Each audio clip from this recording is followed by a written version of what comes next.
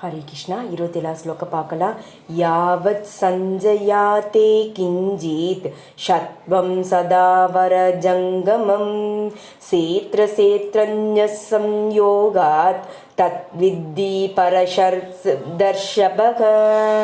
இந்த ஸ்லோகத்தில் ஜட இயற்கையும் உயிர்வாளியும் விளக்கப்பட்டிருக்கு. இது ரெண்டுமே பிரபஞ்சம் படைக்கப்படுவதற்கு முன்பிலேருந்து தான் இருக்குது. என்னென்னா படைக்கப்படுதோ அது எல்லாமே உயிர்வாளியும் இந்த ஜட இயற்கையும் கலந்த கலவை தான். இப்போ மரங்கள், செடி, மலைகள், குன்று, இது பல்வேறு அசையா தோற்றங்கள் இருக்குது. அசையும் தோற்றங்களும் பல இருக்குது. ஆனால் இது எல்லாமே உயர்ந்த இயற்கையான உயிர்வாளியும் ஜட இயற்கையும் கலந்த கலவையே தான். உயர் இயற்கையான உயிர்வாளியின் தொடர்பில்லாமல் எதுவும் வளர முடியாது. ஜடத்திற்கும் உயர்ந்த இயற்கைக்கும் இடையான உறவு நித்தியமாக தொடருது.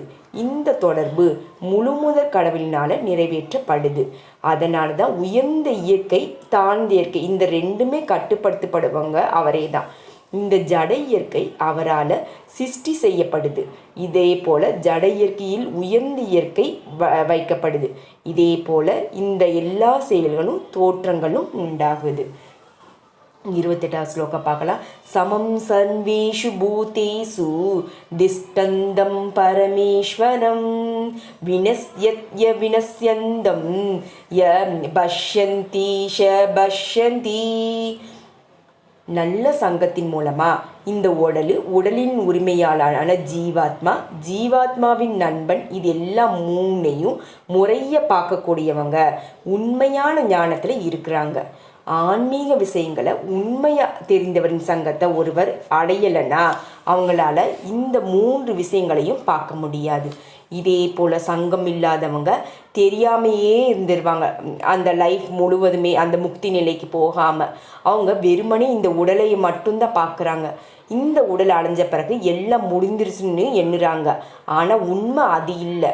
உடலின் அழிவுக்கு பிறகு ஆத்மாவும் பரமாத்மாவும் பல்வேறு அசைகிற மற்றும் அசைவற்ற உருவங்களில் நித்தியமாக தொடர்ந்துகிட்டே இருக்கும். இப்போ நம்ம குளிச்சுட்டு எப்படி நம்ம வேறு உடைகளை மாற்றுறோமோ அதே போல் நம்ம இறந்த பிறகும் அந்த ஆன்மா முக்தி நிலைக்கு போகலைன்னா கண்டிப்பாக வேறு ஒரு ஆடையை அது தேடும். அந்த ஆன்மா பரமேஸ்வர என்னும் சமஸ்கிருத சொல்லு தான் சில சமயங்களில் ஜீவாத்மானு மொழிபெயர்க்கப்படுது. ஏன்னா இந்த உடலில் எஜமானன் ஜீவாத்மா தான். மேலும் உடல் அழிவுற்ற பிறகு தான் அவங்க மற்றொரு உருவத்துக்கு மாறுறாங்க. இதே போல் அவங்களே தான் எஜமானரும். ஆனால் பரமேஸ்வர என்பது பரமாத்மாவை குறிக்கும்னு மற்றவங்களில் விளக்குறாங்க. எப்படி இருந்தாலும் ஆத்மா பரமாத்மா இது ரெண்டுமே தொடருது. அது அழிக்கப்படுறதே இல்லை.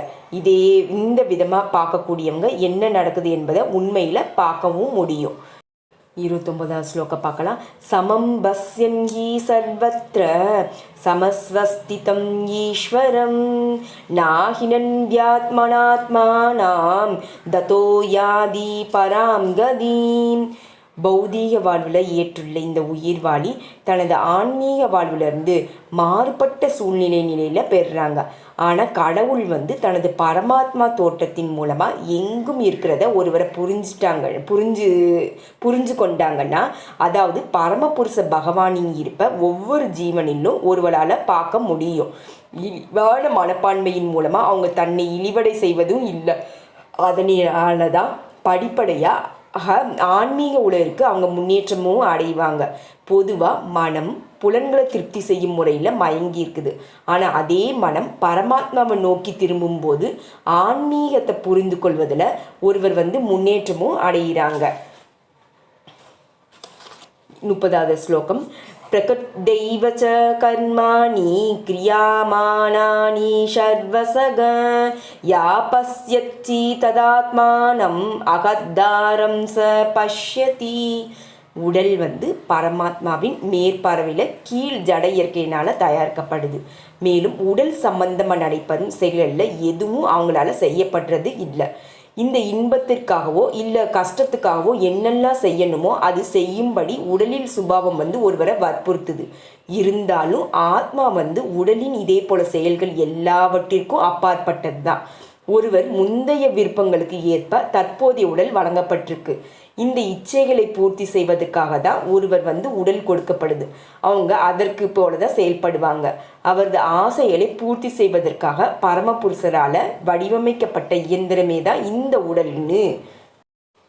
உடல்னு நம்ம சொல்லலாம். ஆசைகளின் காரணத்தினால ஒருவங்க கஷ்டப்படுறது சூழ்நிலைகளோ இன்பமுறுவதற்கான சூழ்நிலைகளோ வைக்கப்படுது.